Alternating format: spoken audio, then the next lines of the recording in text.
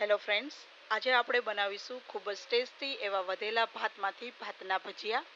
આ ભજીયા ખાવામાં ખૂબ જ ટેસ્ટી લાગે છે અને બનાવવામાં એકદમ ઇઝી હોય છે. તો આવો આપણે ભજીયાની રેસીપી ચાલુ કરીએ. એ પહેલાં તમે જો મારી ચેનલમાં નવા હોય તો મારી ચેનલને સબસ્ક્રાઈબ કરવાનું ભૂલતા નહીં. આપણે અહીં 1 થી 1.5 વાટકી જેટલા ભાત છે તે વધ્યા છે. તો આ રીતના એક વાસણમાં આપણે ભાતને લઈ અને બરોબર મેશ કરી દઈશું. આપણા ભાત છે તે આ રીતના આપણે બરોબર મેશ કરી લેવા. ભાત મેશ થઈ ગયા છે. હવે આપણે એમાં 2 મીડિયમ સાઇઝની ડુંગળી કટ કરી અને ઝીણી લઈ લીધી છે, એને એડ કરી દઈશું. અને 2 તીખા મરચાં એડ કર્યા છે, એને પણ આપણે ઝીણા કટ કરી લીધા છે. ડુંગળીને તમે ચોપરમાં ચોપ પણ કરી શકો છો. હવે આપણે 1 વાટકી ચણાનો લોટ, 1 ચમચી હળદર અને ભજીયાને ચટપટા બનાવવા માટે 1 ચમચી ચાટ મસાલો એડ કર્યો છે. થોડા આખા ધાણા આ રીતના મેશ કરીને એડ કર્યા છે.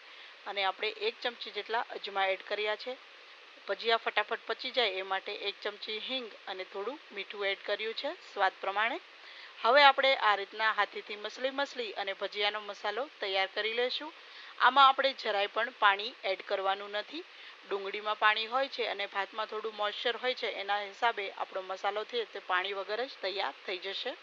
આ રીતના થોડું મસળી અને પ્રેસ કરી અને આપણે 5 મિનિટ મસળશું એટલે આપણો મસાલો છે તે બરોબર બાઇન્ડિંગ થઈ જશે.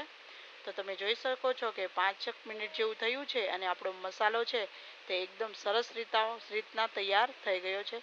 હવે આપણે એમાં 2 ચમચી જેટલી કસૂરી મેથી અને 1 ચમચી જેવી આદુ અને લસણની પેસ્ટ એડ કરીશું. આદુ અને લસણની પેસ્ટ ના હોય તો તમે એને ઝીણું કટ કરી અને એડ કરી શકો છો. અને અડધી ચમચી જેવા ચીલી ફ્લેક્સ અને 1 ચપટી જેટલો ખાવાનો સોડા એડ કરી દઈશું.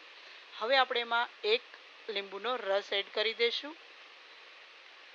હવે આપણે આ બધા મસાલાને મસાલા સાથે બરોબર મિક્સ કરી લઈશું. કસૂરી મેથી, ચીલી ફ્લેક્સ, આદુ અને લસણની પેસ્ટ અને લીંબુના રસને આપણે બરોબર મિક્સ કરી અને મસાલા સાથે મિક્સ કરી લઈશું.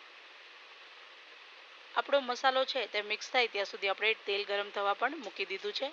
આપણો મસાલો તૈયાર થઈ ગયો છે અને આપણું તેલ છે એ પણ ગરમ થઈ ગયું છે. હવે આપણે આમાં નાની સાઈઝના ભાતના ભજીયા મૂકી દઈશું. તમને જે સાઈઝના ભજીયા પસંદ હોય તમે એ સાઈઝના ભજીયા બનાવી શકો છો. હું અહીં મીડિયમ સાઈઝના ભજીયા બનાવું છું. આપણે નીચેથી ભજીયા એકદમ હલકા ગોલ્ડન ના થઈ જાય ને ત્યાં સુધી આપણે આને ફેરવવાના નથી. એની જાતે તે કડાઈનું તળિયું છોડી દેશે, પછી આપણે એને ફેરવવાના છે. જો તમે ફેરવવામાં ઉતાવળ કરશો તો ભજીયા છે તે તૂટી જશે. તમે જોઈ શકો છો આપણા એક પણ ભજીયા છે તે તૂટ્યા નથી અને એક સાઈડથી હલકા ગોલ્ડન થઈ ગયા છે. હવે આપણે એની સાઈઝ છે તે આ રીતના હળવા હાથે બદલી લેશું. જે સાઈડથી તમને કાચા લાગે એ સાઈડથી આપણે ભજીયાને તેલમાં સાઈડ બદલતા રહેવી. અને આ રીતના આપણે 2 થી 3 મિનિટ માટે મીડિયમ ફ્લેમ ઉપર ભજીયાને એકદમ ક્રિસ્પી થાય ત્યાં સુધી તળી લેવાના છે. વચ્ચે વચ્ચે આપણે હલાવી અને ભજીયાની સાઈડ છે તે બદલતા રહીશું, જેથી બંને સાઈડથી એકદમ ક્રિસ્પી અને ગોલ્ડન કલરના આપણા ભજીયા છે તે શેકાય અને તૈયાર થઈ જાય. તો 2 થી 3 મિનિટ જેવું થયું છે. આપણા ભજીયા એકદમ ગોલ્ડન કલરના થઈ ગયા છે. હવે આપણે આ રીતના મોટો જારો લઈ અને આપણે ભજીયાને કાઢી લેશું, જેથી એક્સ્ટ્રા જે પણ તેલ હોય તે બધું દૂર થઈ જાય.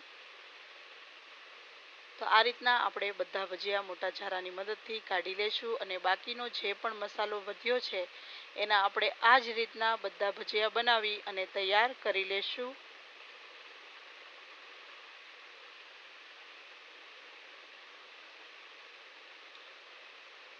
તો તમે જોઈ શકો છો કે આપણા 1.5 વાટકી જેટલા ભાત વધ્યા હતા, એમાંથી આપણે 2 પ્લેટ ભરી અને ભજીયા બનાવી અને તૈયાર કરી લીધા છે. હું અહીં થોડા ભજીયા તમને સર્વ કરી અને બતાવું છું. તો આપણે ટોમેટો સોસ, મેયોનીઝ અને સેજવાન ચટણી સાથે ભજીયાને સર્વ કર્યા છે. તમે અહીં ગ્રીન ચટણી સાથે પણ ભજીયાને સર્વ કરી શકો છો. આ ભજીયા નાસ્તામાં ખૂબ જ ટેસ્ટી લાગે છે. જો બપોરના ભાત વધેલા હોય તો સાંજના ટાઈમે નાસ્તામાં આને બનાવી શકાય છે. અને જો રાતના ભાત વધ્યા હોય તો સવારે આપણે નાસ્તામાં આ ભજીયા બનાવી શકીએ છીએ. આ ભજીયા છે તે નાના અને મોટા બધાને ભાવશે અને ખાવામાં ખરેખર આ ખૂબ જ ટેસ્ટી લાગે છે. તો એકવાર આ રીતના આ ભજીયાની રેસિપી જરૂર બનાવજો અને મને કોમેન્ટ કરજો કે તમને મારી આ રેસિપી કેવી લાગી. અને જો મારી ચેનલમાં તમે હજુ સુધી નવા છો તો મારી ચેનલને સબસ્ક્રાઈબ કરવાનું ભૂલશો નહીં અને બાજુમાં રહેલા બેલ આઇકનને જરૂર દબાવજો, જેથી મારી નવી જે કોઈ રેસિપી હોય તેની તમને નોટિફિકેશન મળ્યા રાખે.